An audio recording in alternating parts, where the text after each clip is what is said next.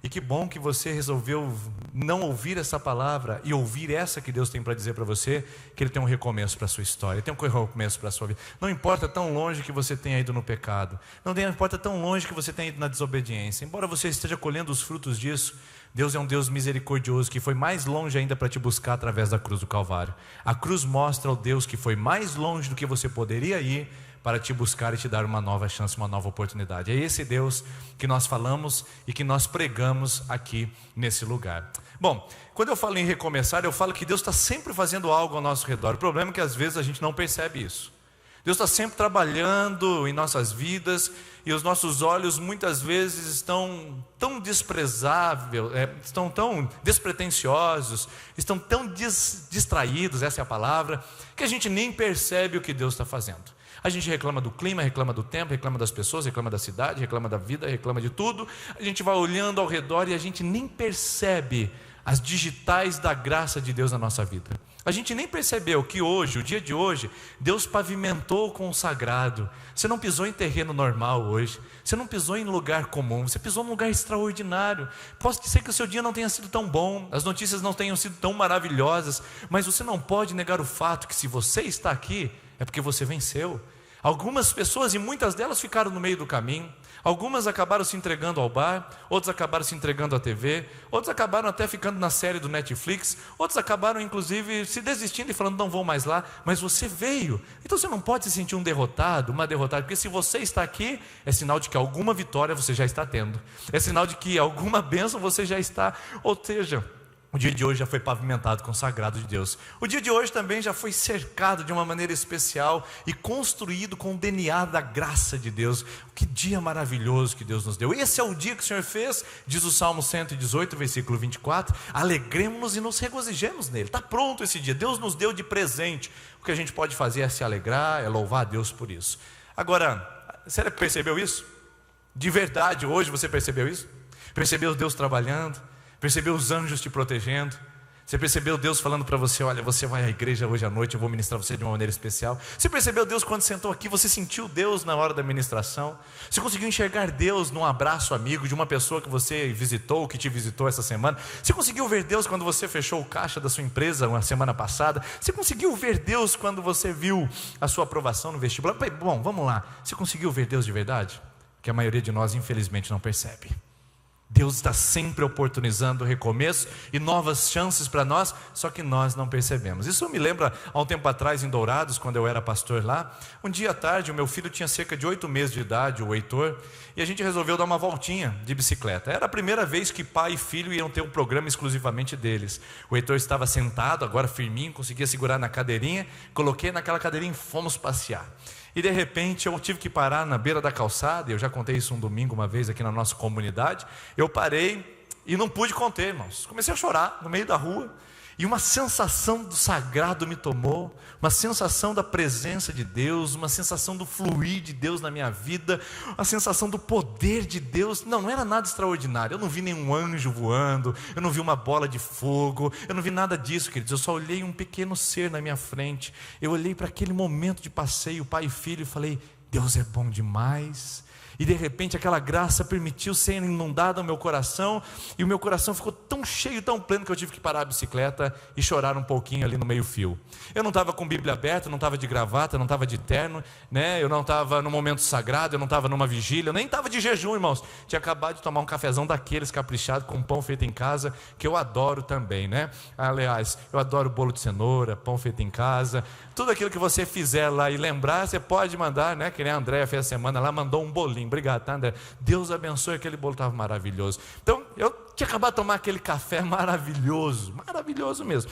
E aí, eu estava lá, num momento de carne, nada sagrado, não tinha jejum, não tinha oração, não tinha nada. Mas eu percebi Deus. Se os meus olhos fossem abertos todos os dias, já pensou? Nas estradas que eu estou às vezes, nas poltronas de avião, às vezes indo para uma igreja ministrar. Se todo momento fosse assim, os meus olhos espirituais fossem abertos e eu contemplasse o poder de Deus na minha vida. O problema, pessoal, é que a gente está no Monte da Transfiguração todos os dias, a gente não percebe isso, né? Lembre de Mateus capítulo 17, os discípulos foram convidados por Jesus para um momento de oração. Eu fico imaginando Pedro, Tiago e João, porque eles não estavam muito afim.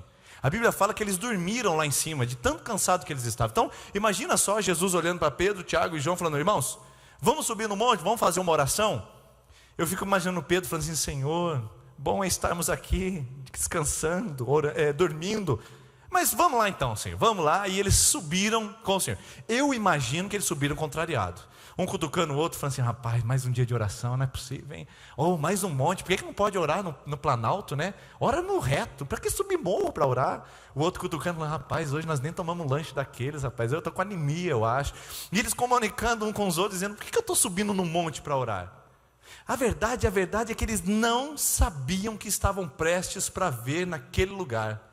Porque a Bíblia diz que eles dormiram enquanto Jesus foi transfigurado. A Bíblia fala que Jesus ficou com as vestes resplandecentes e apareceu do lado Moisés e Elias, que conversavam com Jesus no momento de glória. Irmãos, isso é o que a gente sabe a hora que eles abriram o olho. O que eles perderam dormindo? Que a gente não sabe. Porque eles escreveram que viram aquele momento, Jesus transfigurado. Mas o que será que aconteceu? Será que os anjos visitaram aquele lugar? Será que o céu se abriu? Será que Deus revelou sua face? E os discípulos lá, dormindo no monte da transfiguração. Pergunta: você acha que eles dormiriam se Jesus olhasse para eles e dissesse assim: irmãos, hoje nós vamos subir, nós vamos ver Moisés, vamos ver Elias, a gente vai ver o céu aberto, eu vou me transfigurar? Você acha que eles dormiriam? Não. Pelo contrário, levaria o celular, tirava uma selfie lá com Jesus e Moisés ali, ficava preparado, e postava no Facebook: é nós no monte. Já pensou? Ia ficar legal nas redes sociais da época, mas eles não tinham ideia de que estavam subindo para o monte da transfiguração. Por isso, desprezaram aquele lugar. Desprezaram aquele lugar. Dormiram. Quantas vezes a gente dorme em lugar sagrado? Não é você que está cochilando aqui essa noite, não estou falando com você nesse momento. Quantas vezes a gente dorme na vida, irmãos? Quantas coisas sagradas acontecendo na sua vida, quantas coisas extraordinárias movimentando sua existência, quanta ação de Deus sobre você. O monte da transfiguração acontece agora, hoje, quando Jesus tocou a terra. Tudo isso que a gente vê se transformou em extraordinário. Ele transformou o comum em extraordinário. Ele transformou o vil em santo. Ele transformou o impuro em sagrado. Tudo hoje é sagrado. Jesus transformou e nós andamos no monte da transfiguração. Quando você vai trabalhar em Londrina, você está andando no monte da transfiguração. Quando você entra para dar aula para o seu aluno naquela classe, você está no monte da transfiguração. Aí você fala assim: transfigura mesmo, meus alunos transfiguram em capetinha. Também não é isso. É uma transfiguração no sentido de você enxergar que aquele lugar é sagrado. Crianças são bênção. Você está tendo a oportunidade de impactar a vida delas com o ensino. Quando você entra na sua empresa, você está pisando no monte da transfiguração. Quando você vem à igreja, você está no monte da transfiguração. Irmãos, quantos lances, quantas coisas a gente está perdendo porque não abrimos os nossos olhos. Lembra o cliente que você atendeu? Era um monte da transfiguração lá, você perdeu a oportunidade de ver isso. Lembra aquele dia que foi passear com a família? Brigou porque a esposa fez uma mala grande demais que não cabia no porta-mala. Você teve que deixar aquele negócio para fora que você não queria deixar e queria levar de todo jeito. Você ficou bravo? Pois é, você perdeu um monte da transfiguração no caminho e no passeio. Quantas vezes a gente perde a oportunidade de ver o santo na nossa vida, o sagrado, porque os nossos olhos estão para hoje.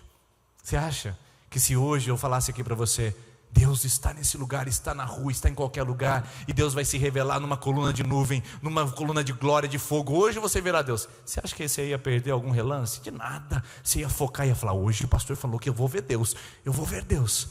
Mas Deus está aí para a gente enxergar, a gente não percebe. Isso faz lembrar também o Moisés, que o Moisés, pensa num cara entediado, pensa num cara num ambiente de monotonia. Você fica monotonizado, né?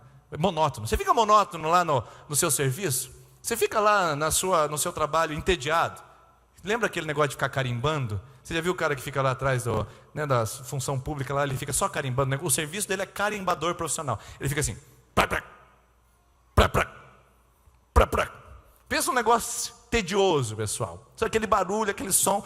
Ele dorme à noite e só aquilo lá. Você que atende pessoas, às vezes em lugares públicos, aquele tédio, nada se compara ao tédio de Moisés. Nada.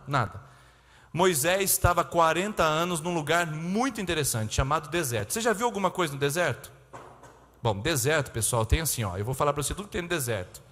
Céu azul, areia branca, céu azul, areia branca, céu azul e areia branca. Você não vê mais nada que isso. Imagine esse cenário, não 20 dias, não é uma férias de 15 dias, né? É 40 anos, e Moisés não estava sozinho, ele estava com ovelha. Imagina só você 40 anos querendo conversar com alguém, querendo desabafar, dizendo, rapaz, que calor hoje, né? Rapaz, hoje está um sol de lá. Aquela conversa gostosa que a gente trava com alguém que a gente não conhece. Rapaz, se ventar esfria, se esfriar esquenta, né? Algumas coisas meio estranhas assim. Mas quantas vezes a gente queria conversar? E o Moisés lá, no deserto, sem ninguém. Aí ele olhava para a ovelha e falava, está quente hoje, né? A ovelha olhava para ele, meh. Aí ele falava assim, nossa, hoje eu estou cansado, a gente não achou pasto, andou o dia inteiro, né? A ovelha falava assim, meh. Imagina o tédio de um trabalho como esse. Moisés, 40 anos. Em Êxodo capítulo 3, uma coisa maravilhosa acontece. Um arbusto que tinha naquele lugar de pasto está pegando fogo, mas ele não se acaba, ele fica pegando fogo. Aí o Moisés chega pertinho do arbusto, dá uma olhadinha e fala, o que é isso? Aí de repente vem uma voz, né, do céu, e eu imagino pelos filmes de Hollywood que essa voz é poderosa, né, trovejante, e faz assim, Moisés, tire a sandália dos pés, porque o lugar que você está é terra santa. Já pensou? Isto é fantástico, né? O Cid Moreira assim, falando assim bem forte, dizendo lá para o Moisés, Moisés, você andou 40 anos aqui e não me viu. Você andou 40 anos aqui e não me percebeu. Você reclamou do calor, do sol, do deserto. Você falou até com as ovelhas, mas você não falou comigo. Moisés, 40 anos você não me viu. Deus olha para ele e fala, agora você tira a sandália dos seus pés, porque o lugar que você está, indicativo do presente, presente do indicativo, o lugar que você está é terra santa. Não foi, não será. O lugar que você está, Moisés, é terra santa, com ovelha, sem ovelha, cheirando a bode ou não, debaixo das estrelas, debaixo do sol. Em todo momento eu estive aqui, Moisés. Você não me percebeu, você me desprezou, você não me reconheceu nos momentos da sua vida. 40 anos, agora tira a sandália dos seus pés, porque você sempre pisou em lugar santo. Já pensou se Deus viesse e falasse isso para você no seu trabalho, na sua família? 40 anos casado e ainda não percebeu que Deus está nesse casamento, querendo desfazer agora. 25 anos com a família, pisando em território sagrado, e nunca tratou a família com a devida responsabilidade e reverência. Tantos anos naquela empresa e ainda não notou que é sagrado, que Deus te deu esse lugar.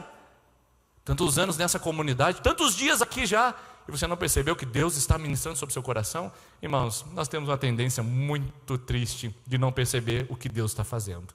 Eu com o Heitor, lá em Dourados, os discípulos com Jesus no Monte da Transfiguração, Moisés com as ovelhas no deserto.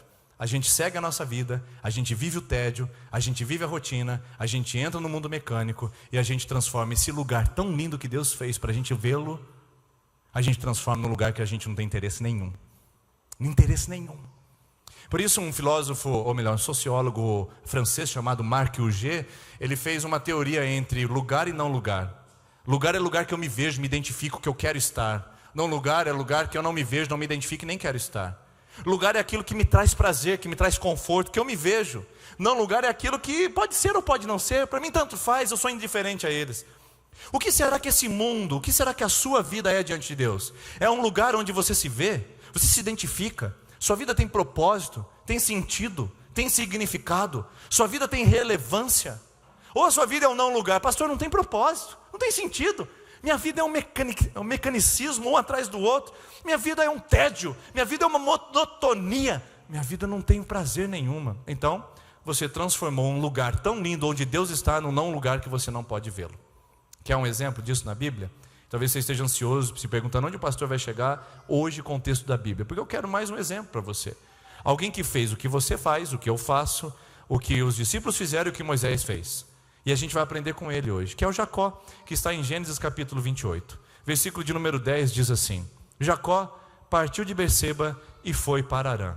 Chegando a um determinado lugar, parou para pernoitar, porque o sol já havia se posto. Ponto. Olha aqui para mim, porque eu quero mostrar para você qual é o contexto aqui. O contexto aqui é simples e objetivo. Jacó tinha feito besteira. Jacó bagunçou tudo. E talvez você esteja assim hoje, não é? Pastor, eu fiz uma bobagem. Eu não devia ter falado aquilo. Eu não devia ter ido naquele lugar. Eu não devia ter construído aquela coisa. Eu não devia, pastor. Eu fiz uma bobagem com a minha história. Calma aí. Jacó fez o mesmo. Fica tranquilo. Nós vamos chegar lá também. Você que está desacreditado de você mesmo e de que Deus pode mudar a sua vida, calma aí que Jacó tem uma lição muito grande para nos dar. Diz o texto que ele fez uma bobagem lá. Enganou seu irmão Esaú. Comprou o direito de primogenitura, enganou seu pai, recebeu uma bênção que não era dele, usou a sua mãe e agora ele está em fuga. Jacó está fugindo, Jacó está correndo porque Esaú quer matá-lo. Ele não tem para onde voltar, ele não pode voltar para sua casa porque está todo mundo lá de butuca para poder fazer uma emboscada para ele. E Jacó agora tem que ir para a casa de Labão. Labão é um tio que ele não conhece, ele nem sabe como é, que depois vai se provar como mais traiçoeiro que Jacó. Mas ele vai para esse caminho, no meio do caminho ele para. E diz a Bíblia que ele chegou num determinado lugar. Um lugar sem nome. Onde você está, Jacó? Eu não sei. Eu só sei que eu estou aqui nesse meio do nada. Essa é a palavra. A palavra para algumas pessoas é não lugar. Para pessoas mais acadêmicas, a gente usa o termo do Mark UG, não lugar. Jacó disse, onde você está, Jacó? Estou no não lugar. Para a gente do senso comum, nosso nível aqui, a gente diz, no meio do nada. Eu estou onde Judas perdeu as meias, porque a bota ele perdeu um pouquinho mais antes ainda. Eu estou nesse lugar que não tem nada, absolutamente nada. Jacó, onde é que você está, meu filho? Pastor, eu estou hoje dizendo pela Bíblia que eu estou num lugar nenhum. Eu estou no meio do nada. Você se sente assim hoje? Você se sente que você tomou as decisões erradas e onde você chegou hoje? No meio do nada? Olha só o que você construiu. Olha só para as suas finanças. Pastor, eu estou no meio do nada. Olha só para a sua família. Veio sozinho na igreja porque a esposa ficou bicuda. Veio sozinha na igreja porque o marido já te abandonou. Olha as coisas que aconteceram. E você está, eu estou no meio do nada. Eu estou no meio do nada, eu estou em Sertanópolis. Eu estava lá agora há pouco numa grande capital. Eu era gerente de uma grande empresa. E agora estou em Sertanópolis procurando emprego. Eu estou no meio do nada. Bom, Jacó foi para o meio do nada por duas coisas. Primeiro, porque ele fez bobagem. E quando a gente faz bobagem, pessoal, a gente vai para o meio do nada. É natural, não dá para negar, tá bom? E segunda coisa, porque quando a gente está em transição, Deus também leva a gente para o meio do nada. Deus coloca a gente lá para mudar a nossa história. Por exemplo, para mim, Sertanópolis, há 3 anos atrás, era o meio do nada. Eu estava em Dourados, estava estabelecido com a minha família, e de repente Deus fala, você precisa ir para o meio do nada. Eu falei, Senhor, muito obrigado pelo convite, mas eu prefiro ficar em algum lugar. Não, Sertanópolis é o tal lugar. E eu fui falando com o Senhor, teve um tempo que eu falei, tá bom, Senhor, vamos embora e vamos para o meio do nada. Irmãos, eu cheguei aqui e falei, Senhor, o que eu vim fazer em Sertanópolis? O que eu vim fazer em Sertanópolis? Uma cidade que eu passava pela frente dela, mas que nunca me interessei nem em entrar. E aí Deus ministrou no meu coração uma palavra muito interessante que eu queria compartilhar com você. Quando a gente chega no meio do nada, é quando a gente encontra a matéria-prima onde Deus pode fazer tudo. Quando eu cheguei nesse lugar e eu vi que eu estava no meio do nada, eu vi o que Deus pode fazer quando a gente não tem nada a oferecer para Ele. Eu vi o que Deus pode fazer quando acabam os meus recursos. Porque lá eu estava cheio de mim, cheio dos meus recursos, das minhas possibilidades, das minhas estabilidades. E quando Deus me traz aqui, Ele fala assim, você vai ter que depender de mim. E foi algo maravilhoso, porque eu estou vendo você aqui na terça-feira, tá bom? Há 2 anos atrás, quando eu cheguei aqui, você estar aqui hoje é uma prova evidente do que Deus faz quando a gente oferece para Ele o nosso nada. Quando a gente oferece para Ele o nosso vazio. Quando a gente oferece para Ele a nossa escassez. Quando a gente oferece para Ele a nossa falta de capacidade, de competência. Quando a gente oferece para Ele a nossa inquietação. Você que trouxe um nada hoje. Nada é a matéria-prima que Deus faz tudo. O que Deus usa para fazer as coisas? Nada. É interessante essa jogada, tá? O que Deus usa para fazer tudo? Deus usa o nada. Lembra? Gênesis capítulo 1, a terra era sem forma e vazia, ou seja, não tinha nada. E Deus criou o arco-íris, as aves, as estrelas, os céus, os planetas, o universo, as galáxias. Tudo Ele criou do nada. Então Jacó chega e fala, eu estou no meio do nada. Eu chego aqui para você e falo, há 3 anos atrás eu me senti no meio do nada. Só que Jacó encontrou nesse lugar o que Deus faz quando a gente se sente no meio do nada. Eu encontrei nesse lugar o que Deus faz quando a gente se encontra no meio do nada. E você essa noite, nesse lugar, do jeito que você veio, com a sua história, com seus traumas, com o seu ontem, eu quero lhe dizer, Deus pode fazer tudo com o seu nada. E você talvez esteja aqui essa noite dizendo assim, pastor, eu cheguei a algum lugar, ou cheguei a lugar nenhum. Eu lutei, eu já tenho meus 40 anos de idade, pastor, e eu não sinto que eu não conquistei nada. Pastor, eu já tenho meus 23 anos de idade e ainda não terminei meu ensino médio, e eu sinto que eu não estou conquistando nada. Pastor, a minha família já é a terceira, eu não consigo construir uma família, não cheguei a nada. Pastor, eu comecei uma família, mas ela acabou no meio do caminho, eu sinto que eu estou no meio do nada. Bem-vindo, porque todos nós estamos nesse lugar que Jacó esteve, e isso é maravilhoso, porque ou nós estamos lá para Deus nos tratar dos problemas, ou nós estamos lá para Deus nos trazer crescimento. Uma das duas coisas Deus está fazendo se você se sente no meio do nada. Ou Deus está trabalhando para te sustentar dos seus problemas, ou Deus está trabalhando para transformar o seu caráter. Deus está fazendo alguma coisa no meio do seu nada. Mas o texto não para ali.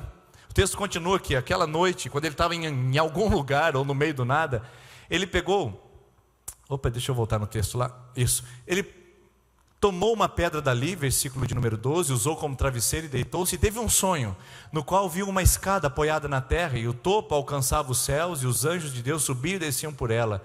Ao lado dela estava o Senhor que lhe disse, eu sou o Senhor, o Deus de Abraão, o Deus de Isaac. Darei a vocês e aos seus descendentes a terra na qual você está deitado. Olha a experiência que o Jacó tem no meio do nada.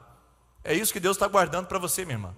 É isso que Deus preparou para você diante de tantas vezes você batendo na porta errada. Hoje, finalmente, você está escutando uma palavra que vem das Escrituras Sagradas para dizer para você, que bom que você está no meio do nada. É o lugar da revelação de Deus. Deus vai mostrar algo para você essa noite, e eu não tenho dúvida disso. Mas o texto continua. Deus fez uma promessa para ele, dizendo, quando ele estava no meio do nada, os seus descendentes serão como o pó da terra, se espalharão para o oeste, para o leste, para o norte, para o sul. Todos os povos da terra serão abençoados por meio de você e da sua família. Estou com você e cuidarei de você aonde quer que vá, e eu trarei de volta a essa terra. Não te deixarei, enquanto não fizer o que lhe prometi. Quando Jacó acordou do sono, disse, sem dúvida o Senhor está nesse lugar. Mas eu não sabia. Para aqui. No começo Jacó diz, eu estava num certo lugar. Agora ele diz, o Senhor está nesse lugar.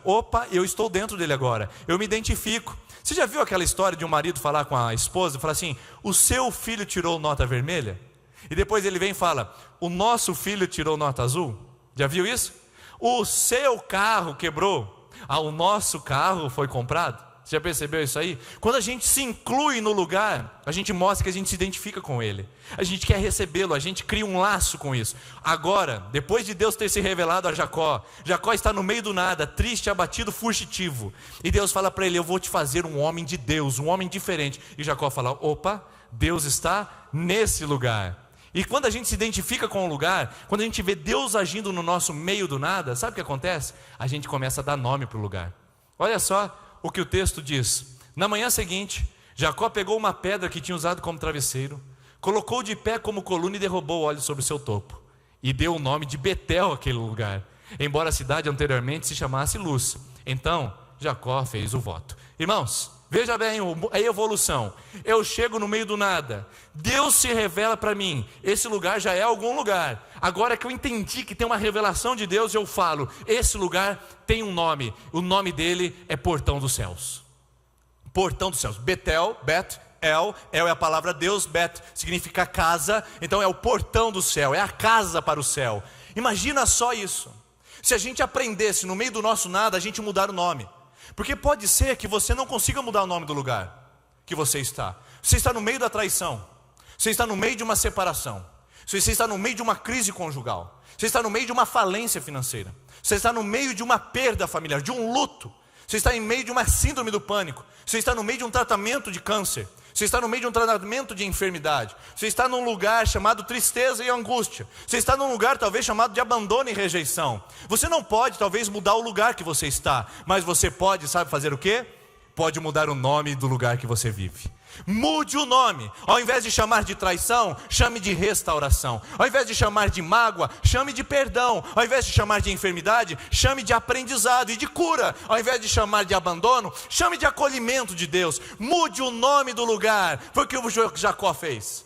Eu estou no meio do nada, eu estou fugitivo, estou perdido. Mas esse lugar é a casa para o céu, é o portão do céu. O que você está vivendo hoje, nesse lugar, pode ser mudado. Mude o nome, mude a circunstância, mude, que você perceberá o agir de Deus na sua vida, no seu coração. Experimente isso essa noite. Experimente isso essa noite. Jacó fez isso, mudou o nome do lugar que ele estava. Mas não para por aí o texto tem mais algo interessante a nos mostrar. Gênesis 28. Ele faz uma promessa para Deus. Depois que, lá no versículo de número 20, depois que ele mudou o nome do lugar, ele disse assim: então Jacó fez um voto dizendo: se Deus estiver comigo, cuidar de mim, nessa viagem que eu estou fazendo, prover-me de comida e roupa, e levar-me de volta em segurança à casa do meu pai, então o Senhor será o meu Deus. Essa pedra que hoje coloquei como coluna servirá de santuário de Deus, e tudo que ele me der certamente darei o dízimo. Olha lá o texto grifado: se Deus estiver comigo, então o Senhor será o meu Deus. Pensa bem a oração que o Jacó faz. Ele teve uma experiência naquele lugar, não dá para negar isso. O lugar se tornou sagrado para ele de repente, como se tornou para mim com Heitor, como se tornou para os discípulos com Jesus, para Moisés no deserto. E agora o lugar se torna sagrado para Jacó. Só que Jacó ainda não se converteu, pessoal. Como é que eu sei que o Jacó ainda não se converteu? Porque ele coloca a partícula condicional se Deus fizer. Se Deus fizer, não é se Deus quiser, é se Deus fizer. É mais ou menos assim: você vem na terça da esperança e disse para Deus: Deus, eu vou naquele lugar, se o Senhor restaurar o meu casamento, eu te sirvo. Eu vou naquele lugar, se o Senhor me curar, então o Senhor será o meu Deus. Eu vou naquele lugar, se o Senhor prosperar a minha empresa, então eu voltarei todas as terças-feiras. Isso é sinal de uma pessoa que ainda não encontrou em Deus o seu sustento. É uma pessoa que ainda está barganhando e negociando com Deus. Olha o que Jacó fala: Senhor, se o Senhor me der casa, comida, roupa lavada, se o Senhor me der toda a estrutura que eu preciso para viver, se o Senhor me livrar dos inimigos, dos assaltos, dos criminosos, se o Senhor prosperar a minha vida, se o Senhor me der sucesso, então um dia eu vou voltar nesse lugar e vou falar: o Senhor é Deus. Jacó experimentou o lugar, mas não experimentou ainda a glória de Deus. Por quê? Porque se ele tivesse experimentado a glória de Deus, a sua postura seria diferente. Ele está colocando uma condição para servir a Deus. Meu irmão, minha irmã, você coloca condição para servir a Deus? Quando você vem na terça-feira, você coloca uma condição para dizer se Deus é Deus na sua vida? Ah, se o Senhor, então Deus... Não é, irmãos. Não é se Deus fizer, é se Deus quiser. E assim eu estarei servindo a Deus. Não é se Deus fizer, apesar de Deus não fazer, eu ainda continuo servindo a Deus. Jacó precisou de uma experiência muito forte na sua vida, para que ele aprendesse e pudesse, enfim, fazer a oração correta e ter uma experiência verdadeira no lugar que ele estava. Mas para isso, pessoal, Jacó teve uma experiência com o lugar, mas infelizmente ele não teve a melhor de todas as experiências. Ele não experimentou a presença. Eu fico triste que talvez você esteja vindo terça após terça nesse lugar aqui e você tenha experimentado o lugar. O lugar é gostoso, né? O louvor não é gostoso? Puxa, eu fico na expectativa toda terça para chegar aqui. Não é gostoso ouvir a palavra, ver as pessoas, receber motivação? Mas talvez até hoje, nessa terça da esperança, você tenha tido experiências com o lugar. O lugar é legal, o lugar é agradável, o lugar te eleva a alma, o lugar te traz significado. Mas talvez você ainda não teve uma experiência com a presença. Como Jacó, você olha o lugar, se identifica com o lugar, mas ainda não experimentou a presença do lugar. Você ainda não sentiu Deus tocando sua vida. Você não sentiu Deus ainda mudando o seu caráter, Deus impactando a sua vida. Prova disso é que você sai daqui e vive a vida como se Deus não existisse novamente. Está na hora de você deixar de ter uma experiência com o lugar. Está na hora de você parar de frequentar a terça da esperança e passar a frequentar a presença de Deus. Você vai lá terça-feira que vem, mas a presença vai te acompanhar. Jacó teve uma experiência com o lugar, mas não teve uma experiência ainda com Deus até aquele momento. E para isso precisou se passar, pessoal, 21 anos. 21 anos depois, Jacó está voltando. Está voltando para sua casa. Agora ele tem que voltar para ver tudo que ele tinha feito de bobagem naquele lugar. E ele está voltando, 21 anos, pessoal. Quando ele está no meio do caminho, Deus fala para ele o seguinte: Jacó, chegou a hora do acerto de contas. Você está há 21 anos aí e você gravou na sua mente a experiência que você teve comigo naquele lugar, mas você ainda não teve uma experiência comigo pessoal. Então Deus leva esse Jacó para o Val de Jaboque. lá no Val de Jaboque, ele tem uma experiência das mais fortes de um encontro com Deus. Nesse encontro com Deus, Deus faz um pedido para ele: você vai recomeçar, Jacó. Volta para sua família, volta para sua casa, volta para a terra do transtorno, volta para a terra dos desafetos, volta para aquelas pessoas que te ofenderam, volta para aquelas pessoas que você enganou, volta para aquele lugar onde você era viciado, volta para aquele lugar onde você era bêbado, volta para aquele lugar onde você traiu, volta para aquele lugar onde você deixou rastros de maldade, volta lá e recupera tudo, repara os danos, Jacó. Está na hora de você voltar. E o texto de Gênesis capítulo 35 fala isso. Deus dizendo a Jacó: suba a Betel, volte para o meio do nada, volte para o meio do nada, se estabeleça naquele lugar, crie raízes e faça um altar ao Deus que lhe apareceu quando você fugiu do seu irmão Esaú. Disse, pois, Jacó e todos da sua casa: vamos, levante, pessoal, livrem-se dos deuses estranhos, livrem-se das estátuas, dos ídolos, livrem-se de tudo, purifiquem-se, troquem de roupa agora, fiquem bonitos. Venham, porque vamos subir a Betel, onde farei um altar ao Deus que me ouviu no dia da minha angústia e tem estado comigo por onde tenho andado. Queridos, é o acerto de contas, é o tempo de recomeçar. Você veio nesse lugar não para fugir do seu problema, você veio nesse lugar não para fugir dos seus erros, você veio nesse lugar não para fugir das suas realidades, você veio aqui para se encontrar com a sua realidade e com o poder de Deus que transforma realidades. Você está aqui para Deus te mandar de volta a Betel, dizendo: vai lá, pede perdão, restaura o seu altar, muda a sua vida, abandone essa cachaça, abandone essa droga, abandone esse adultério, abandone essa vida dupla, abandone essa balada, abandone esse tipo de vida, abandone esse consumismo, quebre esse cartão de crédito acabando com a sua paz, abandone esse estilo de vida tão pernicioso, tão pestilento, abandona isso, volta para Betel e encontre-se comigo naquele lugar. E diz a Bíblia então que a gente tem que subir para Betel. Hoje você veio a Betel, você veio terça passada e encontrou uma presença nesse lugar, encontrou esse lugar, mas hoje você veio e subiu a Betel novamente para encontrar a presença desse lugar. Hoje nós vamos orar para que você encontre Jesus aqui, para que você sinta Jesus aqui, muito mais do que o pastor, muito mais do que uma equipe, muito mais do que os intercessores. Hoje você precisa encontrar a presença de Jesus na sua vida, hoje você precisa disso. Por isso, suba a Betel. E por que a gente tem que voltar a Betel? Porque Betel é no meio do nada. E você fala assim: mas pastor, voltar no meio do nada? Não, pastor, voltar naquela empresa onde me enganaram, voltar naquela empresa onde me rechaçaram, voltar naquele lugar onde me envergonharam. Não, pastor, aquele lugar não é para mim. Eu não sei o que isso significa para você hoje, eu não sei, perdão, mas eu só estou dizendo o que o Espírito Santo me comunica ao coração. Volta para Betel, vai lá e acerta as tuas contas com Betel. Você pode até ir para outro lugar depois, mas vai e acerta as contas lá em Betel. Volta para o meio do nada, porque Deus quer fazer uma coisa maravilhosa lá. Ainda não é tempo de você fazer isso que está pensando em fazer. Agora, por que Deus manda Jacó para Betel? Porque Jacó não percebeu o lugar que ele estava. Jacó estava em Betel, chamou aquilo de algum lugar, chamou aquilo de nesse lugar, depois chamou aquele lugar de Betel. Mas para ele, ainda era só um lugar. Deus manda de volta e fala para Jacó: agora você vai ter a minha presença. E olha só o que acontece nesse texto, lá no final que a gente leu: venha, venha. Vamos subir a Betel, onde farei um altar a Deus que me ouviu no dia da minha angústia e que tem estado comigo todos os dias, ou por onde eu tenho andado. Jacó sai do lugar para agora carregar a presença. Ele fala: Deus não está em Betel, Deus não fica em Betel, o templo não prende Deus, o culto da terça da esperança não prende Deus. O que a Bíblia fala é que Deus está conosco. Nós vamos cantar um cântico, a equipe pode subir aqui, que diz assim: eu sei que estás comigo, eu sei que estás comigo. E Ele não deixa sozinho. Deus não é um Deus de lugares, Deus é um Deus de presença. Deus te encontra nesse lugar para dizer que você é importante. Chega de frequentar templos religiosos, chega de cumprir missas, cultos, despachos, fazer sacrifícios. Está na hora de você sair do lugar e encontrar a presença, a presença de Jesus, a presença de Deus o Pai, a presença do Espírito Santo. Foi o que Jacó experimentou. Antes Betel era um lugar, mas agora Deus é a minha pessoa, Deus é o meu presente, Deus é a pessoa que caminha comigo. Eu tenho andado com Ele e Ele tem andado comigo. É isso que você precisa levar para sua casa hoje. Leva para sua casa. Leva não o lugar, leva a presença.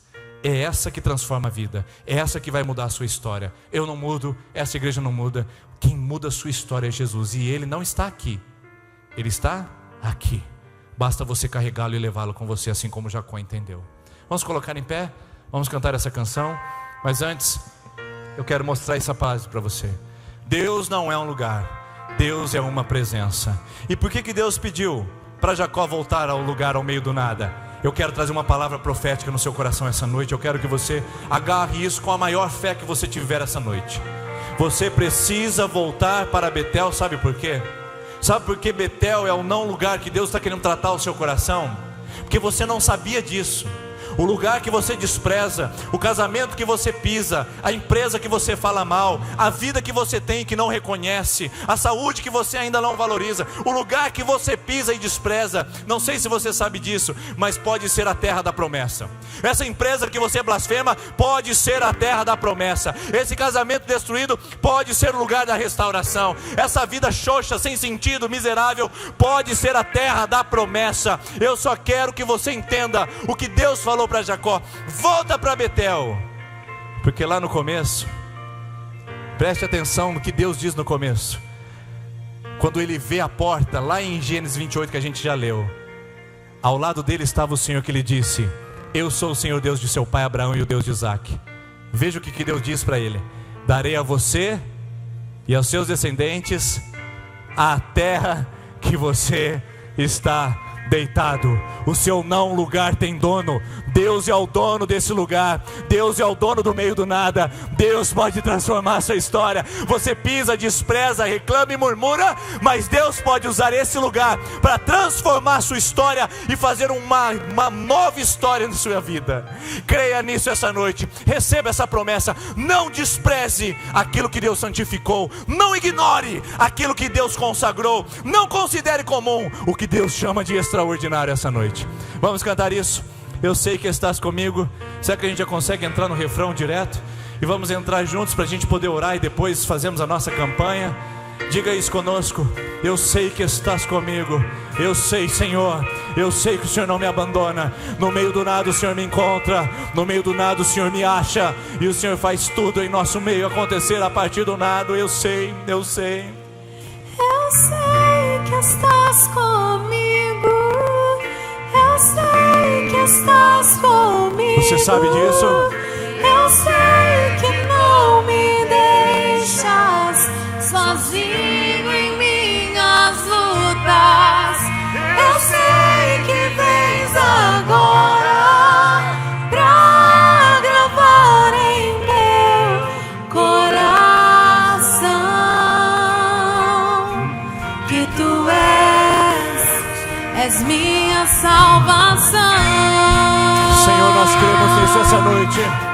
Nós nos entregamos a isso essa noite, Senhor. E sabemos que o Senhor está nesse lugar. E ainda não sabemos. Oh Deus.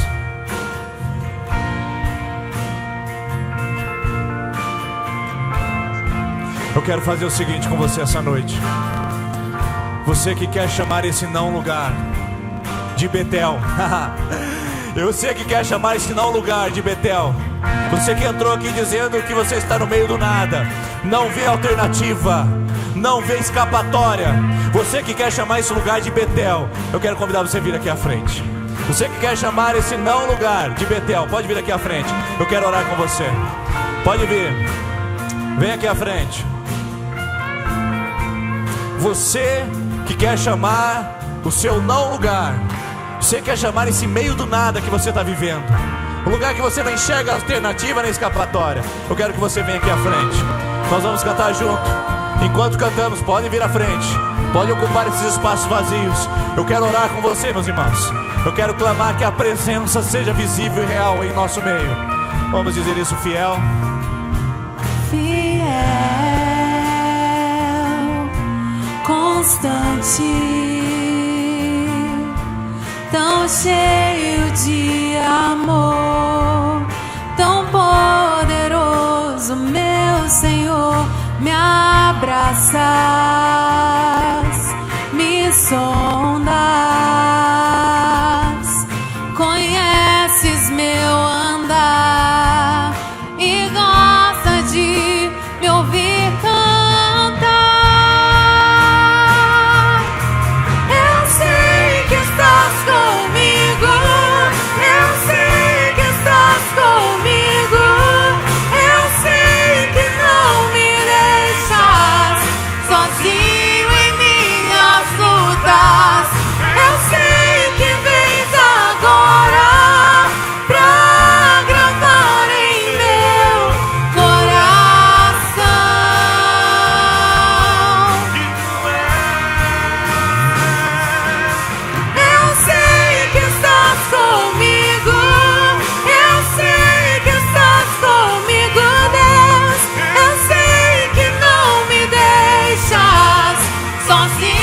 sabe. Você lutas. sabe. Eu sei que vens agora pra gravar em meu coração que tu és minha salvação. Quero dizer para você, 21 anos depois, Jacó recomeçou. E esse encontro fez com que ele abraçasse seu irmão Esaú, recebesse o perdão da sua família e fizesse a sua nova história. Não sei quantos dias se passaram, quantos meses ou quantos anos. Eu só sei que Deus me trouxe aqui essa noite para te dizer. Deus me tirou lá de Dourados para me trazer num lugar que eu não conhecia, para dizer para você hoje, no dia 13 de fevereiro de 2018, é tempo de recomeçar a sua história. Você não chegou atrasado nesse lugar. Deus está trabalhando em sua vida. Deus vai mudar a sua história. É tempo de recomeçar. Então, recomece. Recomece. Não por um lugar, mas com a presença. E nós vamos pedir que essa presença toque o seu coração e te dê essa oportunidade de você enxergar um novo começo, uma nova história para a sua vida. Senhor Jesus, Tu és o caminho, a verdade e a vida. Ninguém pode recomeçar. Vamos a Betel, nós vamos à cruz, nós vamos ao portão celestial. O portão celestial não é uma igreja, o portão celestial não é um lugar, não é uma montanha, não é um espaço físico. O portão da bênção é Jesus Cristo, o nosso Senhor. Jesus Cristo, o novo começo para a nossa história. Por isso, Pai, visita essa igreja. Traga a Tua presença essa noite. Traga a Tua presença essa noite, para que a gente não fique refém de um lugar, para que a gente ame a presença e receba a presença. Que essas pessoas levem a presença, leve a presença para o trabalho, leve a presença para a saúde, leve a presença para o casamento, leve a presença para a universidade, leve a presença para a vida. Senhor, queremos a Sua presença. Que Deus invada, inunda e visite o nosso coração. Oh meu Deus, faz isso essa noite, Senhor. Faz isso essa noite, Senhor. Meu Deus, nós pedimos isso. Pai, nós queremos essa noite a Tua presença. Pai, nós oramos por todas as pessoas que estão na sua quinta, na sua sexta, sétima semana de campanha. Aqueles que estão começando a sua campanha hoje. Você que está em campanha, levante sua mão assim. Você que está na quinta, sexta, sétima. Isso, e você que vai começar agora, levante sua mão também. Eu quero orar com você. Senhor, onde tem uma mão levantada, tem uma pessoa buscando a presença. E visita com a Tua resposta, visita com a Tua direção, visita com o Teu livramento. Que essas pessoas possam ir até Jesus, até o Calvário, e receber ali a cura, a libertação, a resposta que vem de Ti.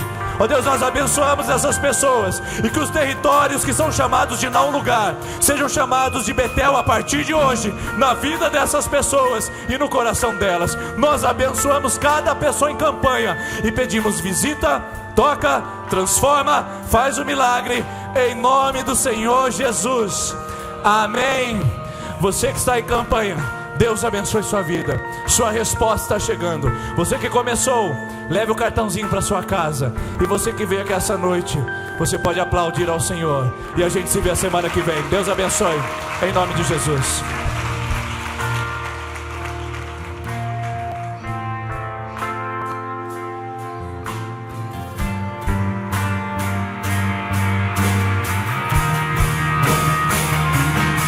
Eu sei que estás comigo, eu sei que estás comigo, eu sei que não me deixas sozinho em minhas lutas.